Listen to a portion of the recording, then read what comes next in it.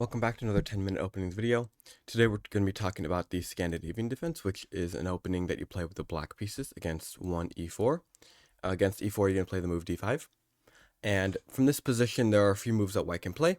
The most common that you'll see is e takes on d5, and we will start with this move. Now you're going to take back with the queen, obviously.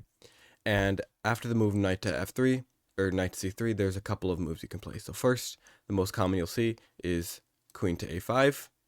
But you will also see queen here and even queen back to d8. I'm just going to be covering queen to a5 because this is the most common move you'll see. After queen to a5, the main line is d4, and after this move, you can play the move knight to f6. And basically what you're going to go for here is a position like this. Okay? This is a good position for you here. Now there's a little trick here. If white hadn't pushed that bishop, and instead, I don't know, they went here, and then you go here, and they go here, you can just castle. And now they cannot take your knight for fear of this, right? And besides that, you've added another attacker to that pawn, right? So now they have to go defend that. And you can still leave the knight there, okay? And you can go like here. Okay, now you have a pawn, a knight, queen, and a bishop. And I think if you can calculate this, I think you may just win this pawn. Yeah. So actually up a piece right now. But yeah, just keep in mind that little rook, that little castling trick can be very helpful. Okay. No, they don't have to go. They obviously do not have to go d5. After this, they can just go here, and you can castle, and they can castle. And now what? Well, now you can take, but now you want to think about long-term moves that help you long-term, right? Not just short-term fast moves. So what that could look like is I like the move e6 here. And e6 is just made to get the dark square bishop out because, of course, you have lost your light square bishop, and they have a dark square bishop too, right? But you've lost your light square bishop, so now you can put all your pawns or most of your pawns on light squares if you want to help, help with your dark square bishop. Yeah, so like a move here, a move like bishop b4 is always good. D6 is fine. And here they have a few moves they can play. Here, I mean, one of the main lines would be like one of these rook moves, or just, I don't know, maybe even a move like this. Okay, getting in there with the knight. If you trade this, and, but let us go back here, and let us touch on this. Okay. Now, they don't have to play d4. They can go knight to f3, that's fine. You'll just do the same thing. Here, you have options. You can go bishop to f5. You can also go bishop g4. Let me show you. Bishop g4, it's also fine, right? Still fine. You don't want to do that. Bishop g4, and I mean, if they go bishop to e2, that's fine. You can just go here. And it's really the same thing. If they push, you're going to castle. They don't have to push, though. I mean, they don't have to go a4 either. They can go here. If they go here, I don't recommend taking, because here your bishop is very strong, and it just wouldn't be good. So maybe a move like bishop to e6. Okay. Also adds another attacker or defender of that square. So in the future, go here, and you'll have the rook, the queen, the bishop, and the knight, and you'll be anchoring that pawn, that square, and it'll be very nice. Now let us go back to, let me get a new board here. Okay. Now e4, d5. Now what? What if they don't even take you? Okay, we touched on some of the intricacies of if they take you, but what if they don't take? Okay, there's moves. There's a few moves that I'm going to touch on. A few moves that are too dumb to talk about. here are the top ones. Okay, so first there's e5, which is quite popular. Besides e takes on d5, there's also f3. Okay, there's also knight to c3, and there's also d3. I'm just going to be touching on this and this. Okay, maybe this too, because I faced that a few times. Let's start with this. When my opponents play this, and I see it online as well as over the board when I play this, I recommend move knight to c6. You should just automatically play this.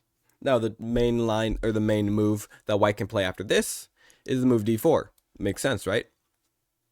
What I recommend now is move bishop to f5, and then you're going to go after these pawns and break them up. Okay?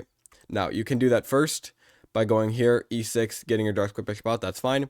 Also, what you can do is this. Okay? You have to be a little bit more careful because it does kind of weaken this area, but as long as you castle queenside, it should be fine.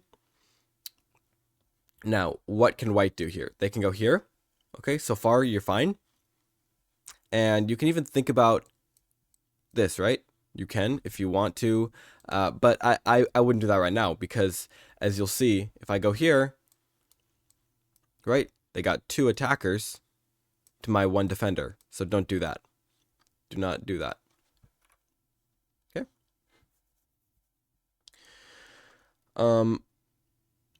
Now what you can do is you can go here, and if they trade, I wouldn't go bishop to e4 because this wouldn't be good for you, right? This doubles the pawns. Don't do that. But what you can do is try and get a way out with your knight, like this, okay? Get this out. Actually, the engine does like bishop to e7, or knight to e7, but you do want to get your king out of there, right? This area here is not very safe, and you want to maybe castle queenside, right? Like this. Get the bishop out, get the knight out, things like that. Think about when this position is here in front of you, not this exact position obviously, but maybe someday you'll get this exact position. Just think mostly about attacking from a distance, and kind of like the King's Indian, what I showed you in the King's Indian video. If you haven't seen it, go check it out over here. It's less about just hammering in the opening and in the center of the board and everything. It's more of attacking from a distance, right? That's what we call hypermodern openings, hypermodern defenses, things like that. It's where you take less of a center approach, more of a from a distance approach. Now let's go back. Let's wipe this board, get a new board up. Okay, e4, d5. Now they don't have to go e5. What if they go here?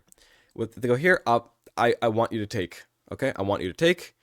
Okay, this gives them 2 center pawns, but this area is very weak, right? This area right here, it's weak. And what you're gonna do now is you're gonna develop here, bring the bishop out, or here. That's fine. Push.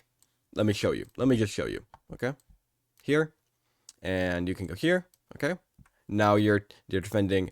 You're attacking this pawn, and you're defending this pawn, so they cannot move that. So the most common thing you'll see is this, and if they do that, I recommend bishop e4 in a moment. And if they go here, maybe you could even just take, but not unless they attack you. Okay, you don't really have to take unless they attack you. So what is a good move here would be the move e5. And why it's good is because it anchors this pawn in. This pawn can no longer move, and then you can slowly add up. You can slowly bring in the attackers, the attackers like this way, and go after that pawn. Now let me just keep going here. It's white's move. White can maybe castle, but that's fine. Bishop c4 is fine, or bishop c5 is fine. And now you're gonna castle, right? So now they can take. If they go here, it's actually a check, so I should move the king, and now you can take, or you can castle, and now your position is actually doing pretty well, right? So you can bring the bishop back. I mean, the engine likes bishop back. What else does white like? White likes this. which makes sense. And if we go here, the computer likes these pawn pushes, which makes sense, right? They want all these pawns to be pushed, okay? And just taking a look at the position, you can see that it's going to end up being a lot more tactical instead of like strategic, and it's going to be a lot more thinking out the position like long term. But I hope you got something out of this tutorial. Again, I don't think you're going to be having these exact positions, but I hope you learned something, and let me know. The question for today's video is, I'm going to start doing this. I'm going to start asking questions at the end of the video. If you made it this far, thank you. The question for today's video is, besides watching the Pawn Storm channel, what are your favorite things to watch on YouTube? And let me know in the comments down below. Thank you all for watching. Make sure to check out the other episodes in the opening guide playlist, and I'll see you all for the next 10-minute openings video.